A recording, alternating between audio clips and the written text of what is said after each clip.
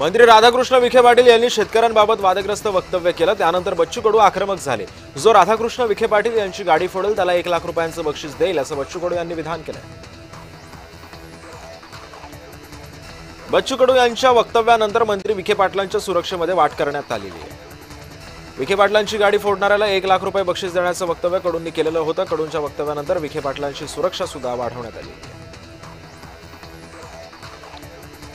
शरद पवार यांनी मोठा निर्णय घेतला। आगामी निवडणुकीमध्ये शरद पवार गट मूळ ओबीसी जातीतच उमेदवार देणार आहेत। कोणबी प्रमाणपत्र असलेली व्यक्ती ओबीसी कोट्यातून निवडणूक लढवणार नाही असं सुद्धा या बैठकीमधून पवारांनी हा निर्देश दिलेला आहे।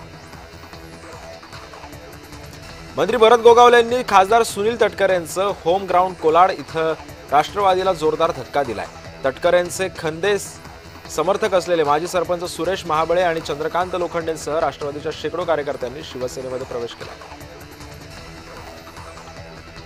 धाराशिव जिल्ह्यामध्ये सुद्धा यावर्षी चांगलाच पाऊस झाल्यानं दरवर्षीपेक्षा 50,000 हेक्टरनं रब्बी हंगामाचं क्षेत्र वाढण्याची शक्यता आहे। जिल्ह्यामध्ये आतापर्यंत 1 लाख हेक्टरवरती रब्बीची पेरणी झाली असून यामध्ये शेतकऱ्यांनी ज्वारी पिकाला पसंती दिली आहे।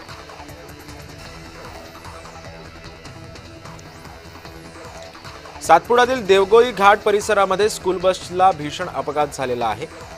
विद्यार्थ्यांना घेऊन जाणारी स्कूल बस थेट 100 फूट दरीमध्ये कोसळली होती। अपघातग्रस्त स्कूल बसमध्ये अंदाजे 20 ते 30 विद्यार्थी असल्याची माहिती समोर आली आहे। या अपघातामध्ये 2 विद्यार्थ्यांचा जागीच मृत्यू सुद्धा झाला असल्याचे सुद्धा समजते।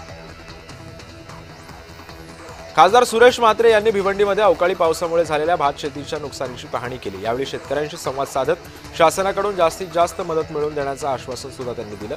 अवकाळी पावसामुळे 70 ते 80% भात शेतीचं नुकसान झाल्याचं कारण शेतकऱ्यांनी दिलं।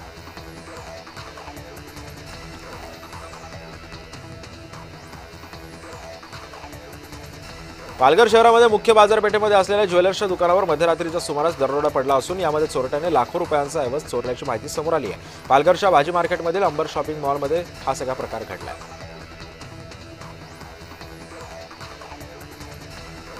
महिलेसह एका तरुणाने एकाच झाडाला गळफास घेऊन आत्महत्या केली। 38 वर्षीय जयाबाई गवळी आणि 24 वर्षीय गणेश वाघ अशी आत्महत्या केल्याची नाव आहेत। ही घटना प्रेम प्रकरणातून घडल्याचा संशय पोलिसांनी व्यक्त केला। मुंबई अहमदाबाद राष्ट्रीय महामार्गावरील मनोरा येथील उड्डाणपुलाचा काही भाग कोसळलेला आहे। मस्तान नाका परिसरातील महामार्गावरील पुलाच्या खालील भाग कोसळल्यानं आता प्रश्नचिन्ह उपस्थित होत आहे। राष्ट्रीय महामार्ग प्राधिकरणाच्या दुर्लक्षामुळे या महामार्गाची दुरावस्था झाल्याचा आरोप स्थानिकांनी केला।